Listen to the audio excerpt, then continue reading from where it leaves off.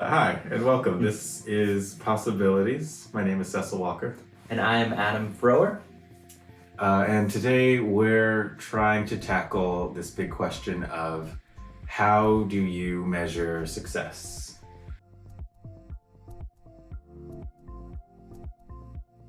And hopefully we can get to the bottom of what it means to have a solid definition of success and maybe even how to make your way towards that thing and achieve that. It's such a big question, so I feel like we have to break it up into a bit of pieces.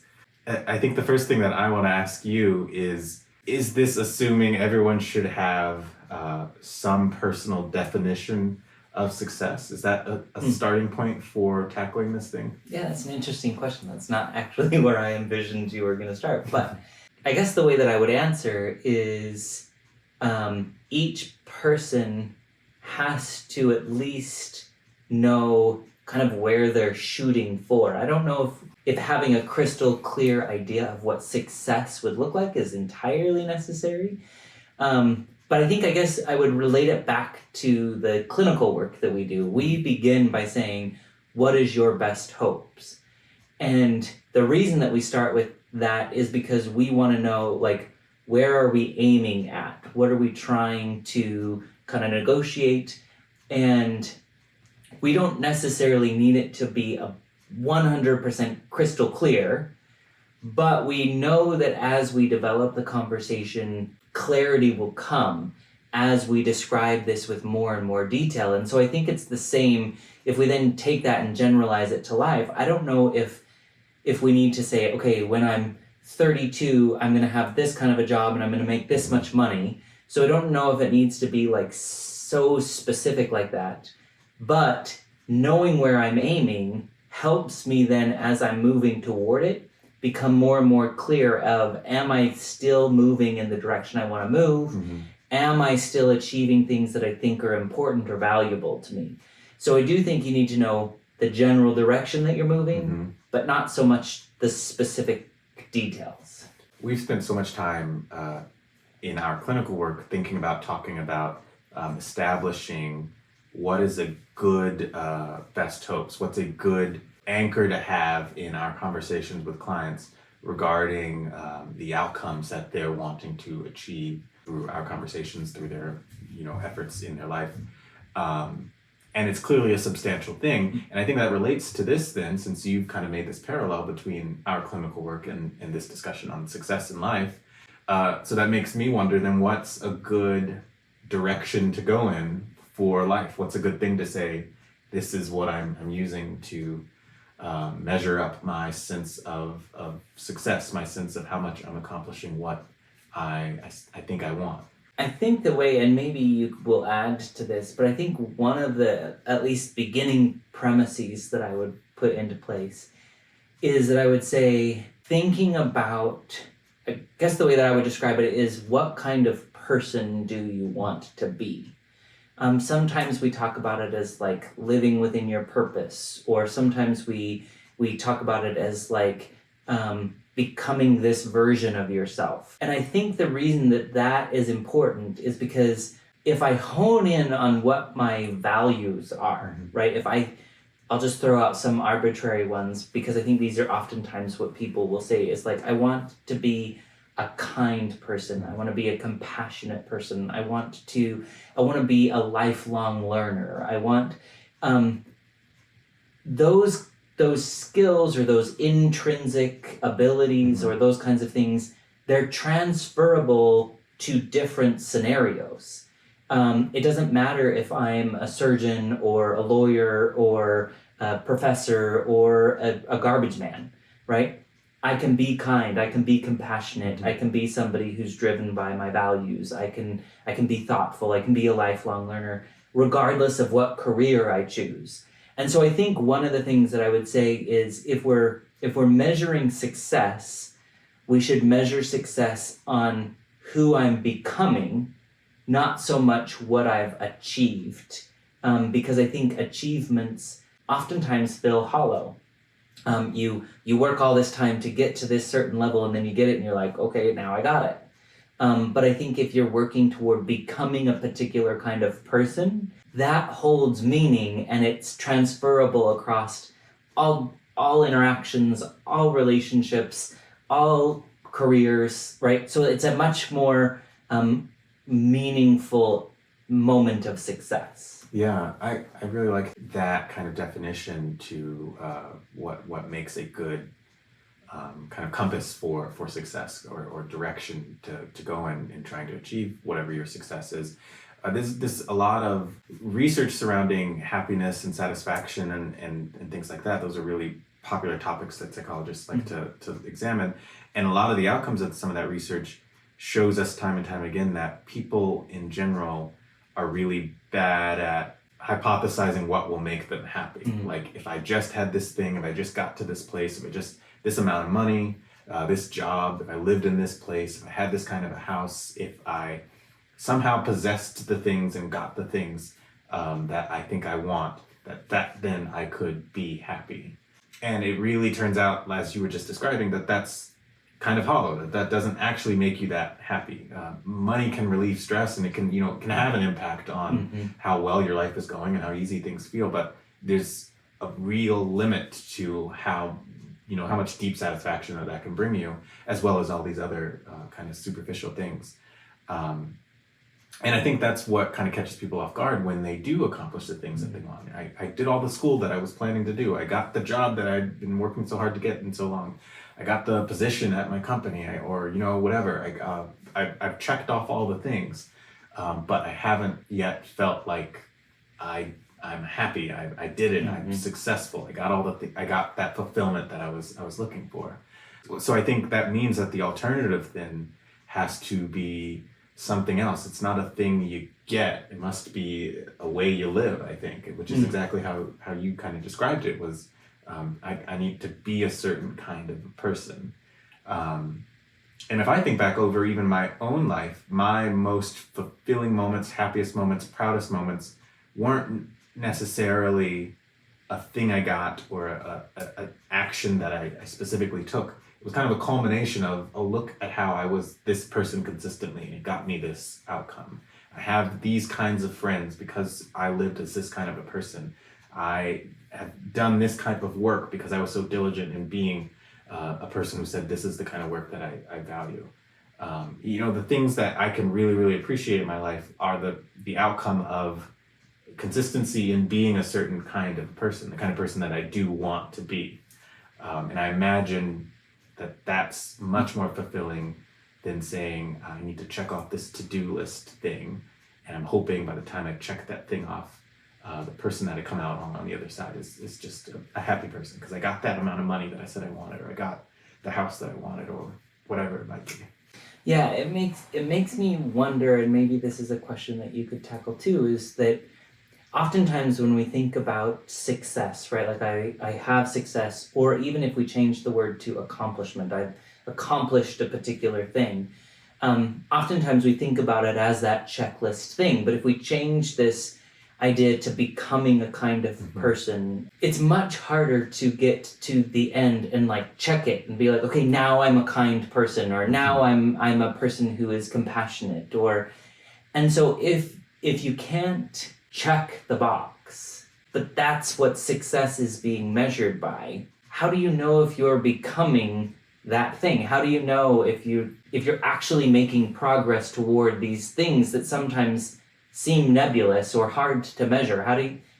If you can't check the box, how do you know you've been successful? Well, I wish there was like an exact science or formula to it. If there is, I don't know the formula for it. But I do think a huge chunk of it is exactly what we've already described, establishing a fuller sense of that's the direction I want to go in. I want to be a kind person. I want to be someone who treats everyone really well with the full humanity that every person deserves. And just to say in a really deep and meaningful, reflective way that that's important to me and that's what I'm esteeming to be, already sets you on a track to fulfilling that thing. Because if I walk through the world just with the notion that that's important to me and I want to be that kind of a person, without making a plan for what are the to-dos of that thing, I'm already kind of in line with trying to grow in that direction, if that makes sense. It's the I want to be that, I'm trying to be that, I'm working to be that, that puts you kind of already there. That kind of at least shifts you into the gear that it takes to be that kind of a person. Because if you weren't saying that's what you wanted to achieve, and either something vague or nebulous was there, or some other thing was there, you'd be that much further, I think, away from the kindness that you could fully be. But beyond that, beyond just establishing that that's who you want to be, you kind of have to think about why that's significant to you in the first place, I think. Of all the things you could say you want to measure your life along, why would kindness be the main thing that seems to be a marker of I'm living a life that is successful, that's in line with who I want to be, that's giving me the fulfillment that I'd like to have, that makes me feel like I'm doing it as best as I can, as right as I can.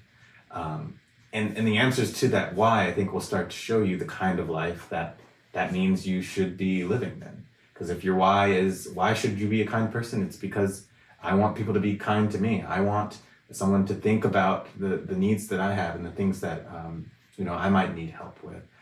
I've been in lots of positions where I've seen people need help, and I feel like this world would be a better place if there was kindness always available to those kinds of people in those positions. And so if I want the world to be a better place, then I need to be that kindness sometimes. I need to supply that when that's in need. Just building that description, I think, of the significance that holds starts to unravel, not necessarily a to-do list, but starts to say, here's the piece, here's where I fit into this grander image of the meaning behind all of this. I feel like I can't directly say, don't make a to-do list, but I feel like what's much more important is knowing the kind of person that you want to be and knowing the significance that's behind that. And I feel like the rest kind of takes itself away. The thing that I think about really often is that, there's lots of people who they might say they want to be, if you want to be a doctor when you grow up, you're a young kid and you want to be a doctor. The kind of kids who really seriously want to be doctors probably are interested in science. They're probably interested in the things that it takes to be a doctor. And so just by them kind of self-selecting into that category, they're kind of in line with those things. And when they really start to, put the details in place of what that means to really take up that pathway, I think that's a brilliant example of the same thing. It's not just the to-do list, it's I'm this kind of a person, I think, that fits with that. And if you're not really that kind of a person, at some point you probably say, I don't actually want to be a doctor. Mm-hmm. Yeah, I think that's a really good way of looking at it. I think the other thing that, as you got me thinking, I think I would still advocate that there is room for to-do lists. I hope there is, because I live my life on lists. But as you were talking, it helped me to kind of articulate or to think about lists in a different way, right? I think if we think about breaking down the qualities, let's just say, I want to become a more compassionate person, right? If I break that down and I think, okay, so what does a compassionate person do? They think about somebody else besides themselves. And so I could set a parameter for myself, and I could say, okay, at least once a day, I'm going to pause and I'm going to think, okay, who could use my outreach today? Who could I talk to? Who's having a difficult time today that I need to reach out to? And that could be a checkbox, right? But that checkbox isn't just a do this for this person every day, but it's a moment to pause and say, I need to check this box. Who's the most worthy recipient of my checkbox today? And I think about you and I recently with my son. My son said to me, not too long ago, it's a while ago now, I want to do this thing called 75 hard, right? And 75 hard, if you haven't heard about it, you can easily Google it and you'll find that, but it's basically a diet plan, it's an exercise plan, it's a way to become physically fit. And it's exactly what it sounds like. It is very hard. You have to drink a gallon of water every single day, which I hated. You have to work out twice a day for 45 minutes each. One of those has to be outside, regardless of the weather. You have to do all of these things, right? And there's a checklist. And there were certain days where I was like, I don't want to do any of these things, and I don't want to check any of those boxes. But I knew that I had committed to you, I had committed to my son, and so I did not want to be the weak link, right? I didn't want to be that person. Well, through a lot of hard work, and I would even go as far as to say like a miracle, right? We made it to the end of 75 days, and we accomplished this very difficult task. That 75 days ended a few weeks ago. I guess it was a couple weeks, was it? It was 1 week ago. Only 1 week ago. Yeah. All right, 1 week ago. 1 week ago. But what I've noticed is that many of the thought patterns that developed over those 75 days persist, right? I have, during that 75 days, I gave up processed sugar for the 75 days. And I have purposefully continued that now. And I've said, I don't really need that. I don't need to be a sugar-consuming person. We have decided amongst our family that like maybe on the weekends or maybe on a holiday, then we'll do something like that. But otherwise, we don't really need that. So it's not that we're going to hold ourselves to the same standard as 75 hard, but our way of thinking and our way of being has changed, right? I have found myself making decisions and saying, well, I was able to find an hour and a half every day to work out. On days, surely if I can't find the hour and a half, surely now I could find a half an hour or 45 minutes or whatever it is. And so that what I would say is living off of that checklist for 75 days now has changed my thinking. And I would say I've become a different kind of thinker as a result of living off of that checklist. So I don't keep the same checklist, but my thought pattern has changed. And I think that same kind of a thing, if we wanted to become a more compassionate person, I could say, I'm going to reach out to one person every day, and I'm going to check that off. I'm going to make sure to, spend 15 quality minutes with, one of my children or each of my children, or I'm going to make sure I say something really kind to my partner. And at first, it's going to be a checklist. But after living that checklist, it will become a way of being. It'll become a way of thinking. And so I think that the checklist could still push us toward becoming, but at some point we take it in, and instead of it being externally motivated, right? Like I don't want to look bad in front of my kid or in front of my friend or whatever. Now it's become something that like I just want to maintain this way of being because I like this way of being. And so I think that there's a becoming to this process that could really incorporate a checklist. I hope, because I live off of checklists. I really like that, all of that you described, because to me it starts to reveal itself as here is an entrance, here's a way to access this pathway, this way of living that you want to see yourself in.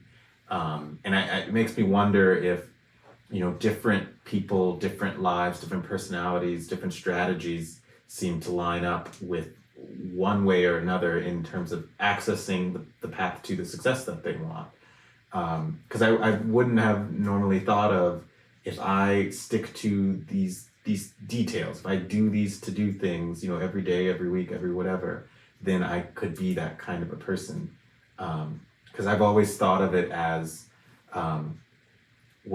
if I value these things, the opportunities to demonstrate that value will present themselves. And that's when I will be fulfilling being that kind of a person. If I say I'm someone who wants to be honest all the time, there's constantly opportunities to choose between honesty and dishonesty, and probably endless opportunities throughout every day. But I've already made the choice beforehand, so it's not a choice in the moment. I don't even have to say, okay, make sure you're honest here. I've already committed to the honesty part. This is an easy thing to navigate now because that's the way that I'm going to go. And maybe honesty is a bad example, but I wouldn't go about that waking up saying, I should try to be honest a couple times today or something like that. That's why I think it's a bad example. But I could see how that does absolutely work, because I think you're right. It puts you into that space. It says, like, you've done this, so you must be something close to this kind of a person after a while of doing that. Just like the 75 hard, it definitely, by the end of it, you are a certain kind of a person, I think. Yeah, and I was thinking about it too, and I think like the line of success, like I know you're a musician, right? Mm-hmm.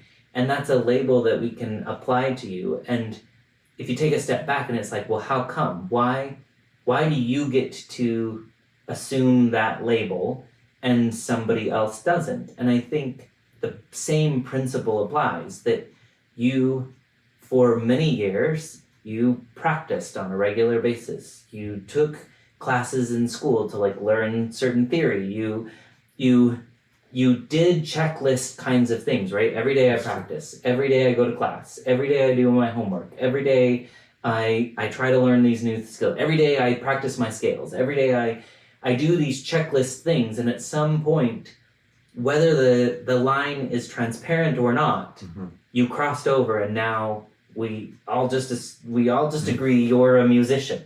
But I think you've also talked about it in the past. It's like, part of crossing that line was, I do this because I like to do it. I'm no longer doing it to check the box, but I do it because it brings me joy, it brings me happiness, it brings me peace, whatever it is. And I think that when it moves from external to internal, that's a moment of success. That's a moment of achievement. And maybe that's when you get to claim the title.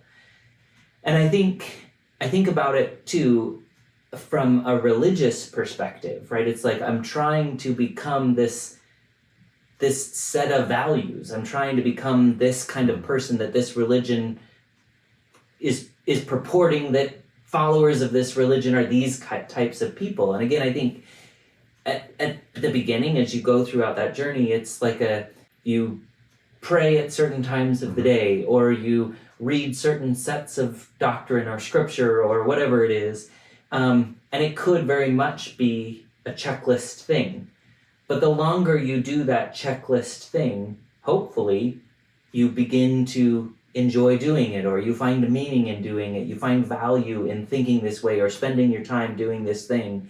And it becomes like a musician, right? You become, I feel joy from being this kind of a person. And so I think the moment of success is really like stages of development, that there's really reason to celebrate along the way. Again, if we go back to 75 hard, on day one, just checking all those boxes was a moment of success, and being like, man, I did not think I was going to get all that water into this body.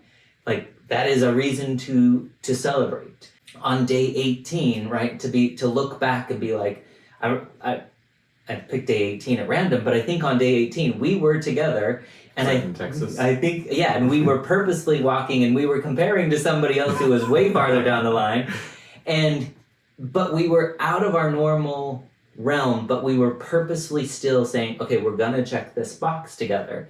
And I think, again, checking the box in a time when the box was really hard to check, that's a moment of success. That's a moment to celebrate. And just as much as on day 18 as day 75, to look back and be like, I checked all the boxes all 75 days. That's a moment to celebrate.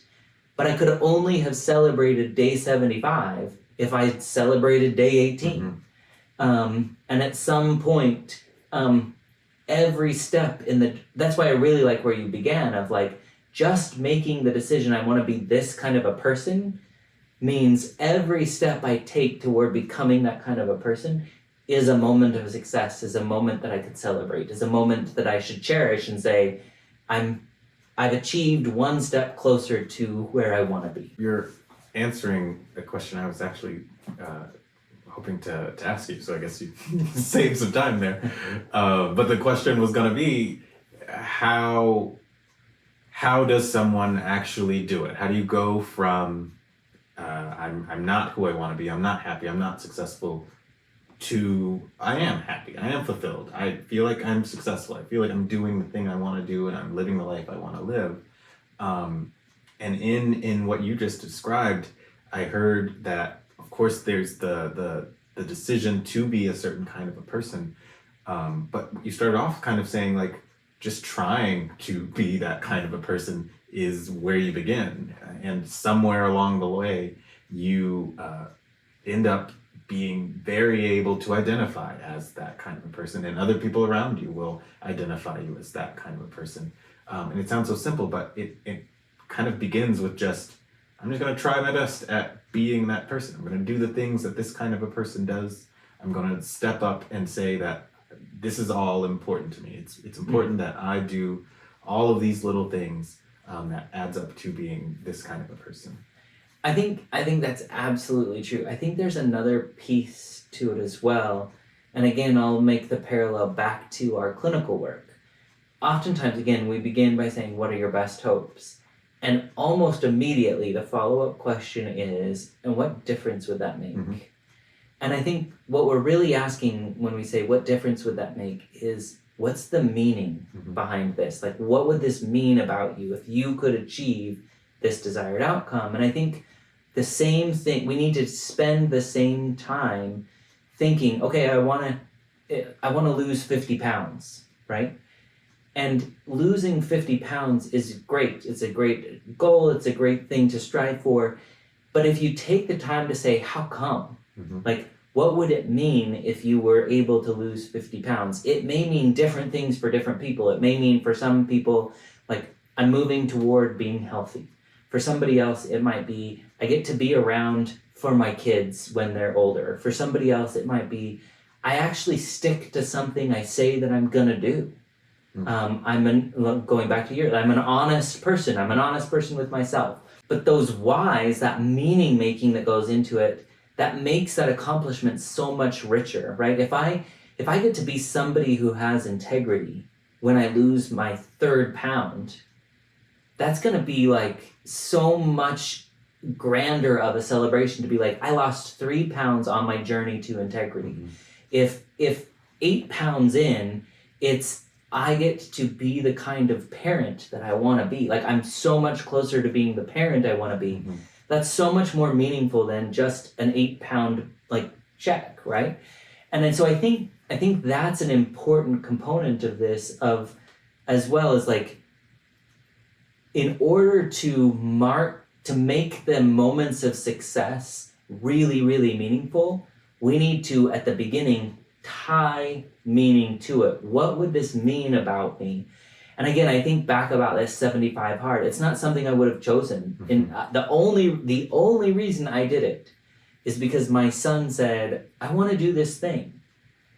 And in the flash of a moment, I said, I want to be the kind of dad that supports their kid when they're going to do hard things. And instead of just sitting on the sidelines cheering and being like, you can do it, this is something where I can walk side by side, and I can hold him accountable, he can hold me accountable. I want to be the kind of dad who says, when you're going to do something hard, I'm going to whenever I can, I'm going to be standing next to you doing that hard thing. Which made, day 44 so much easier, because I was like, well, I can't be the dad who falls down on day 44. Like, that defeats the whole point. If it was just about like, well, I've had 3/4 of a gallon, I'm going to leave that last 1/4 of a gallon behind, that's so much easier to rationalize than if you have to rationalize, well, I guess I'm going to let my kid down. And so I think attaching meaning to it makes the accomplishment that much greater. I think that's the most significant and compelling component to this whole thing. We started this off by saying, how do you measure success? And in just what you were describing, you weren't measuring, by the end of this 75 hard, sure, you could say, I've lost this much weight, or I've spent this much amount of minutes working out. You could literally measure it up in all of these things. But like we said at the beginning of this conversation, some of those focal points don't actually bring lasting happiness or fulfillment. to be able to say, I lost 15 pounds. Where do I go from here now? How happy am I now? What do I do now? But what you were actually measuring was not pounds, but how much of a consistent father I'm being, how much of a supportive father I'm being. You were measuring how much integrity I have.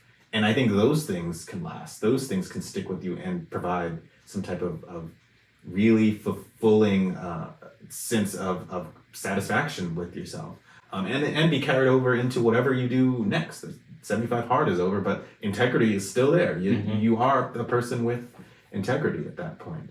And so I think what that shows us is what you want to accomplish.